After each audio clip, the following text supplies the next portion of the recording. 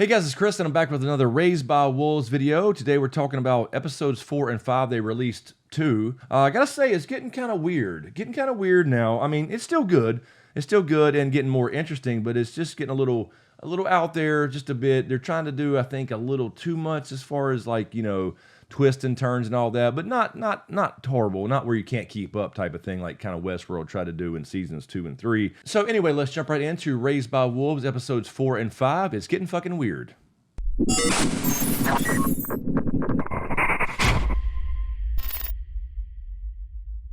All right, so I'm just going to kind of hit the high points here of both of these episodes to include them all in one video to kind of keep up with all this. This is why I don't like when they drop, you know, multiple episodes at one time. By the way, we're also doing The Boys on this channel now as well. I've caught up with season 1. Now I've started season 2, so stay tuned for those videos as well.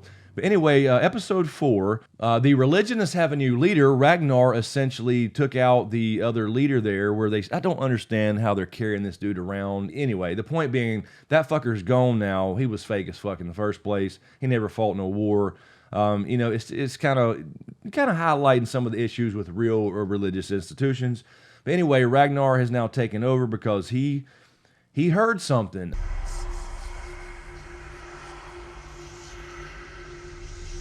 And what the hell was that big-ass stone thing that, you know, emanated heat or whatever, and then it didn't, and then it did again, and then killed the dude and caught him on fire?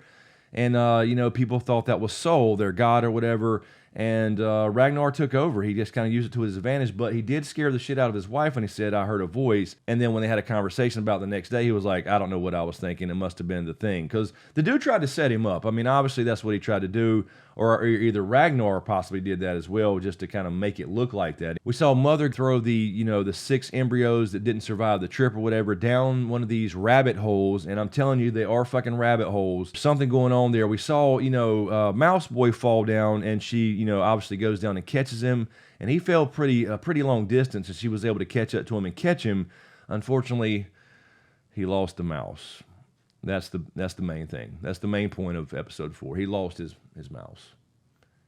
Anyway, the point being that those holes are pretty damn deep, and we saw the heat coming from there. They had already said they were warm and all that kind of stuff.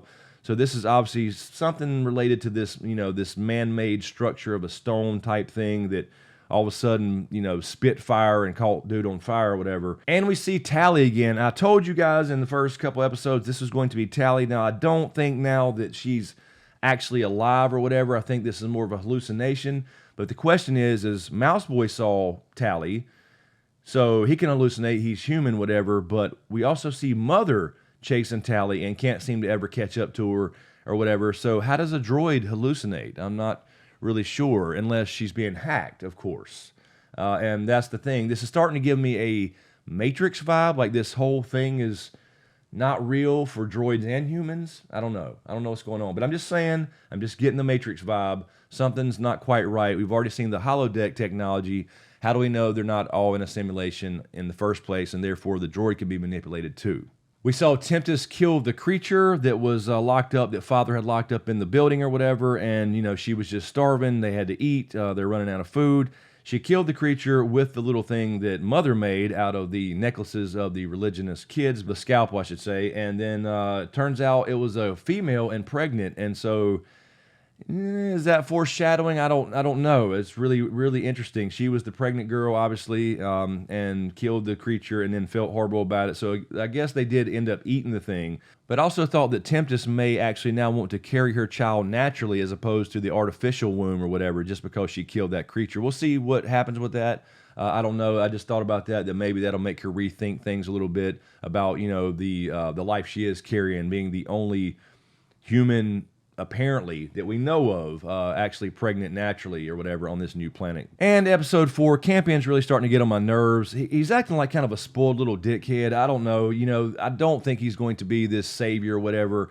I think most people that have thought about it have seen comments and stuff as well, and I completely agree. I think it's kind of setting up Mouse Boy to be this potential savior or the subject of this prophecy or whatever as well. I know he's starting to rebel a little bit, and he's questioning things with Mother and Father and all that stuff, but he's getting on my nerves. I don't know. I can't put my finger on it. I don't think he's going to be this savior that you know they're leading us to believe. I think Mouse Boy is a more likely candidate, since technically he is orphaned as well. And as usual, Father has this kind of theme about trying to stay relevant. Now, episode 5 gets a little bit more interesting, a little more convoluted as well, because they introduce a stranger that they call the host. There's some human-like person already on this planet who's apparently watching out over everybody, and it doesn't seem to be human. I mean, he moved way too fast to be a human. He acted more like a droid, but he lives more like a human. Droids don't have to cover up in clothes, and they don't get cold and all that kind of stuff. So something's going on there. Who the fuck was that? But he's the one that got the trackers, so how could he survive that if he did in fact retrieve those trackers from the bottom of this pit? Or is the bottomless pit not really a bottomless pit? Or is it more something like a gateway to another place? Something weird, something mystical is going on that's going beyond, logic or whatever. So of course it's making us start to question, is there really a God? Is there some higher power going on? Or are they all being hacked like in the Matrix? Of course, Ragnar is now a full prophet, and he's starting to have some weird shit going on with him as well. He's starting to see visions or whatever. So now he's starting to really question, what's going on with this whole religion thing versus atheism. He's still kind of acting around his wife like he's a full-fledged atheist, but he's definitely got doubts. So I would say at least at this point in his own mind, he's pretty much agnostic. He's not really sure anymore. You know what I'm saying? I think that's what's going on here. There's a transformation going on with both him and Mother at the same time, where one's an android and one's a human, but they're both kind of experiencing, religious things, visions, and she's going into the holodeck herself and has this love for her creator, the Campion, the original Campion. Father even says, when she says, I'm grateful that the kids are alive or whatever, he was like, who are you grateful to? Well, our creator, of course. In that sense, she's also becoming religious. But Mother and Father continue to fight. They continue not to be on the same page. As he tries to feel more relevant, she's kind of the super duper drone or whatever. So they're doing a lot of arguing and fight, pretty much just like a real marriage. We are introduced to another character as well. They found this other part of the ship or whatever, and we find the guy that did the R wording to the girls on the way to the planet. So this is going to be the father of Tempest's baby, and he's in some kind of weird spiky helmet, which I don't know why they'd put spikes on that helmet. That's supposed to be a punishment to him. And we have this leash droid that has to stay near him, and if you fuck with the helmet, it crushes his head. If you kill the droid, it crushes his head. If he leaves the droid's side at a certain range, it crushes his head. But it's got these huge spikes on it, and if he wanted to, he could just literally, slam his head against somebody and kill him. So anyway, the point being, it's kind of a scarlet letter type of thing. But he used to hear voices too, apparently, and now that's really fucking with Ragnar, because he said once he got convicted, he lost the voices in his head, and now Ragnar is gaining them. So it sounds like somebody's playing him. So who's under that helmet? I think that's going to be an important person as far as the story goes. Kind of sounds like Jigsaw from the Saw movies.